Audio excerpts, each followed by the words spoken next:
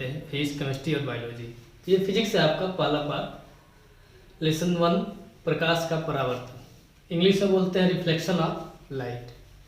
तो इस लेसन को जैसे ही हम लोग टच करेंगे तो सबसे पहला टॉपिक है प्रकाश।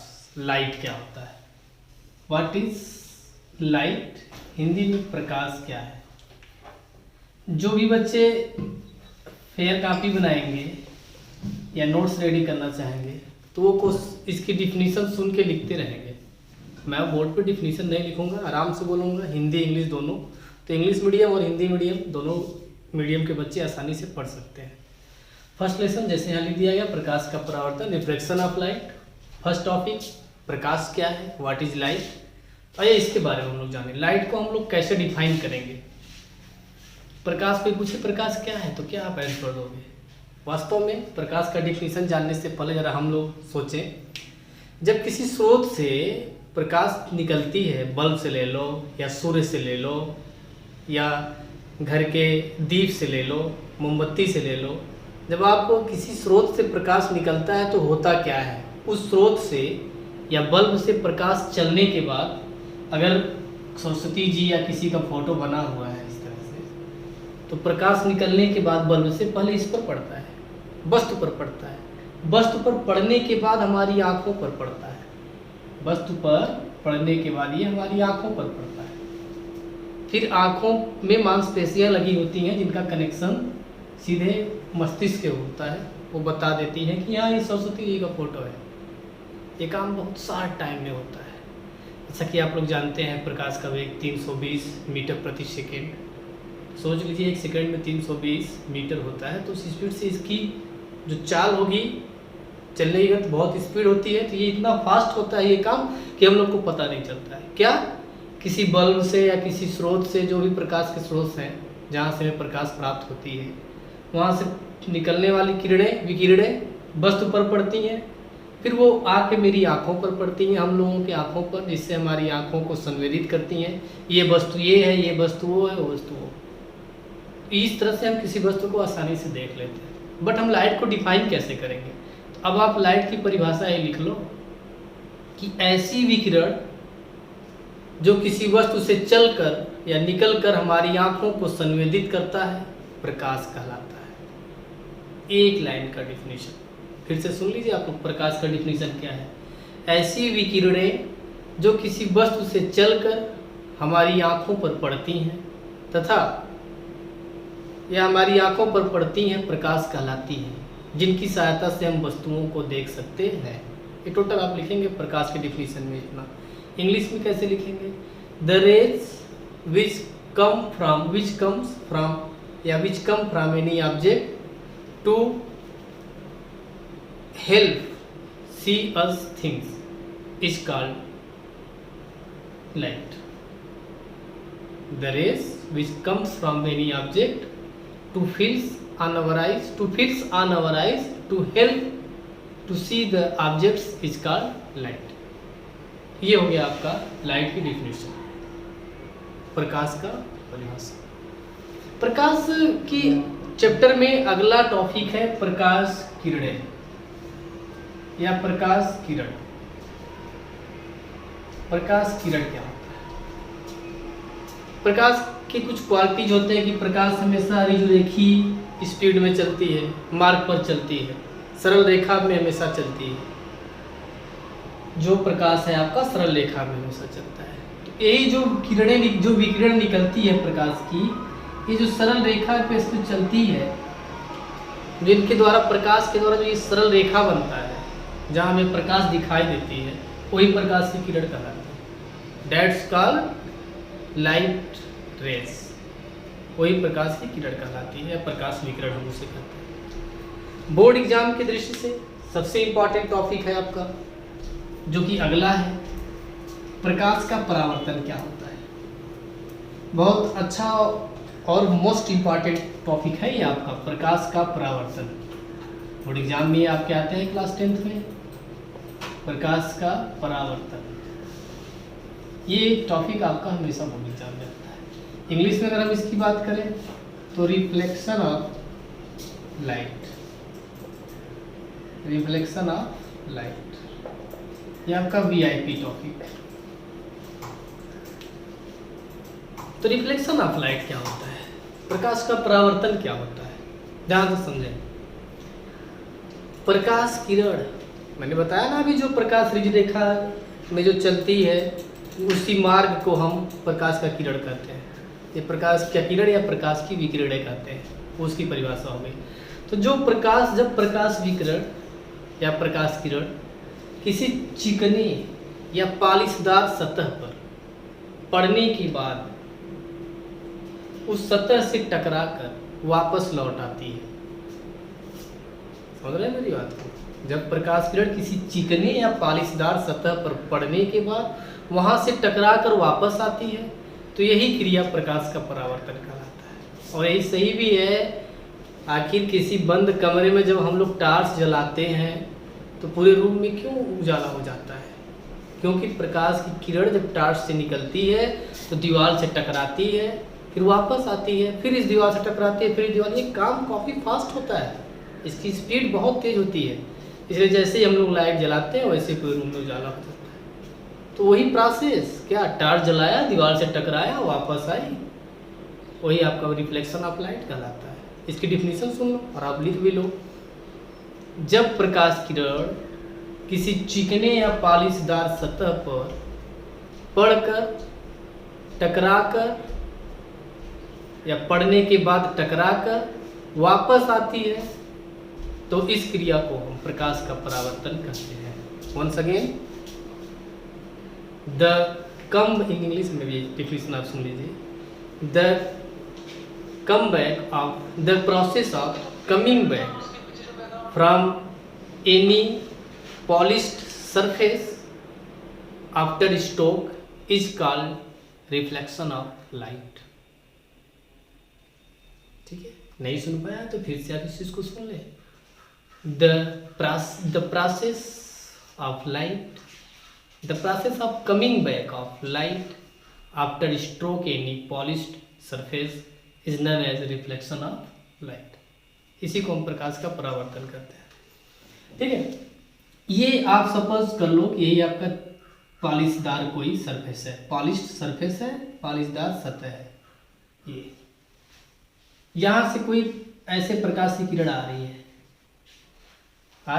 टकराई इस पॉइंट पर, point suppose that M point पर टकराने के बाद ऐसे वापस चली गई प्रकाश की किरण। तो जो किरण किसी सतह पर आती है ये आपकी आपतित किरण कहलाती है। आपतित किरण, अगर इंग्लिश में हम इसको जाने तो इंसिडेंस रे, इंसिडेंस रे के नाम से हम इसको जानते हैं। जो किरण टकरा के वापस जाती है इसको हम परावर्तित किरण बोलते हैं।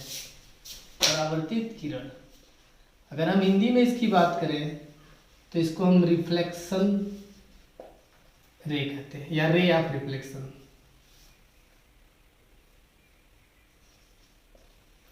इसको आप रे ऑफ रिफ्लेक्शन भी लिख सकते हैं, रे ऑफ रिफ्लेक्शन। हिंदी में रे ऑफ रिफ्लेक्शन का मतलब हिंदी में इसको हम क्या बोलेंगे? परावर्तित किरण। और रे ऑफ इंसिडेंस या इंसिडेंस रे, आपतित किरण। ठीक, आने वाली किरण ये, टकरा कर वापस जाने वाली किरण ये। अब जहां ये माध्यम के जिस सतह के जिस बिंदु पर किरण आके टकराती है उस बिंदु को हम आपतन बिंदु बोलते हैं। आपतन बिंदु, इंग्लिश में अगर हम इसकी बात करें तो point of incident, point of incidence. अगर आप 90 डिग्री का एंगल बनाते हुए इस पे एक लाइन इस तरह से खींचते हैं, ड्रा करते हैं, ये लाइन सपोज डेट एन से हमने लिया और यहाँ एम तक लाइन 90 डिग्री समकोण बनाती हुई रेखा खींचा जिस पॉइंट पे आके पड़े, तो ये आपका अविलंब कहलाता है। दिस लाइन इज कॉल्ड अविलंब। इंग्लिश में अगर इसको हम जानना चाहें तो नॉर्मल के नाम से जानते हैं, NORMAL। ये हो गया, आपतन बिंदु पे डाला गया लंब अविलंब कहलाता है। चलिए इनकी परिभाषा एक बार जान लें। जो किरण किसी सतह पर पड़ती है, किसी स्रोत से निकलकर किसी चिकने तल या सतह पर पड़ती है, वह आपकी आपतित किरण कहलाती है। इंसिडेंस। और जो किरण टकरा के वापस जाती है परावर्तित किरण रे ऑफ रिफ्लेक्शन कहलाती है। जिस बिंदु पर माध्यम के पड़ती है उसे हम आपतन बिंदु कहते हैं। ये सब आप हेडिंग डाल के ऐसे लिख लेंगे। आपने अभिलंब का हेडिंग डाला तो आपतन बिंदु, उसके आगे हेडिंग डाल लेंगे अभिलंब, सब बारी बारी से हेडिंग डाल के जो मैं बोल रहा हूँ सुन के लिख लेंगे। परावर्तित किरण के बारे में ऐसे लिख लेंगे। आप अभिलंब के बारे में डालेंगे हेडिंग अभिलंब तो क्या लिखेंगे, आपतन बिंदु पर डाला गया लंब अभिलंब कहलाता है। जैसे हमें 2 टॉपिक और बच रहा है, वो आइए बता दें।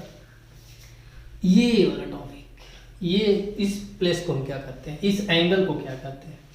चूंकि ये आपतित किरण और नॉर्मल के बीच में बनता है तो आपतित किरण और अभिलंब के बीच में बना हुआ कोण आपतन कोण कहलाता है। इसको हम लोग आपतन कोण कहते हैं। इंग्लिश में अगर हम इसको जानना चाहें तो एंगल ऑफ इंसिडेंस। उसी तरह परावर्तित किरण और अभिलंब के बीच बनने वाला कोण परावर्तन कोण कहलाता है। परावर्तन कोण, परावर्तन कोण इसको आप लिखोगे। इंग्लिश में अगर आप इसको जानना चाहते हो तो angle of reflection, angle of reflection. ये भी आप हेडिंग डाल के वहीं लिख लोगे अपनी जानकारी के लिए। आपतन कोण, आपतित किरण और अभिलंब के बीच बनने वाला कोण आपतन कोण कहलाता है। नीचे हेडिंग डाल लोगे परावर्तन कोण, परावर्तित किरण और अभिलंब के बीच बनने वाला कोण परावर्तन कोण कहलाता है। इंग्लिश में भी आप लिख लोगे द एंगल बिटवीन इंसिडेंस रे and normal is called angle of incidence. इसको भी आप ऐसे इंग्लिश में लिख लोगे angle of reflection, the angle between रे of reflection and normal is called angle of reflection. तो परावर्तन क्या होता है प्रकाश का हम लोग ये पढ़ें, किस फिगर जरूर बनाएंगे परावर्तन का डिफिनीशन लिखने के बाद, सारे चीज को वहाँ इंडिकेट भी करेंगे।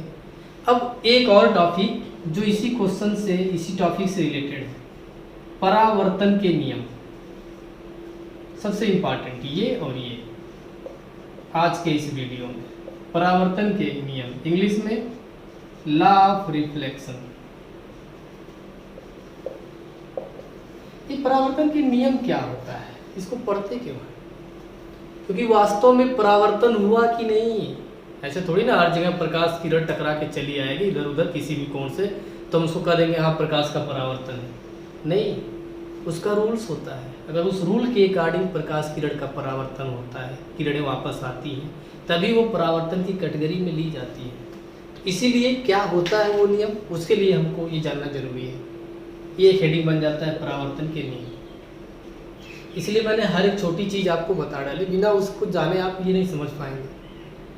तो वास्तव में परावर्तन कैसे होता है, परावर्तन हुआ कि नहीं, तो उसके लिए परावर्तन का नियम पढ़ते हैं। परावर्तन के 2 नियम होते हैं, इसके आगे लिख लेंगे परावर्तन के निम्न 2 नियम होते हैं। पहले डालेंगे नियम नंबर 1। पहला नियम क्या है, देखिए पहला नियम यह होता है कि जो आपतन कोण होता है, ये वाला कोण जो विलंब डाले हैं, किरण जो आ रही है आपतन कोण, और जो परावर्तन कोण होता है, इसका वैल्यू हमेशा बराबर होना चाहिए। अर्थात जो किरण जिस कोण से आके माध्यम पे टकरा रही है सतह पर, उसी कोण से उसको वापस भी जाना होता है। अगर ऐसा होता है तभी वास्तव में परावर्तन माना जाता है। अब इसमें लिखेंगे क्या, इस चीज को सुन लें कि पहला नियम, आपतन कोण का मान सदैव परावर्तन कोण के मान के बराबर होता है। First rule, the value of angle of incidence and angle of reflection will be always equal. First rule, ठीक। दूसरी चीज रूल नंबर 2, आइए समझ लें इसको भी। रूल नंबर 2 क्या कहता है कि जो आपतित किरण है, ये वाली किरण आपतित किरण, और ये आपतन बिंदु पे डाला गया अभिलंब, ये ना आपतन बिंदु, इस पे डाला गया जो अभिलंब है, और जो परावर्तित किरण है, ये तीनों हमेशा एक ही तल में होने चाहिए, एक सीध में और एक तल में होने चाहिए, तब परावर्तन माना जाता है। ये नहीं कि ये किरण यहाँ आ रही है, ये यहाँ से उड़ जा रहा है, ये यहाँ से जा रहा है, नहीं, तो परावर्तन माना ही नहीं जाएगा। तो रूल नंबर 2 लिखें क्या, आपतित किरण आपतन बिंदु पर डाला गया अभिलंब तथा परावर्तित किरण तीनों एक तल में होने चाहिए। Always the incidence ray normal at point of incidence and ray of reflection will be in same plane.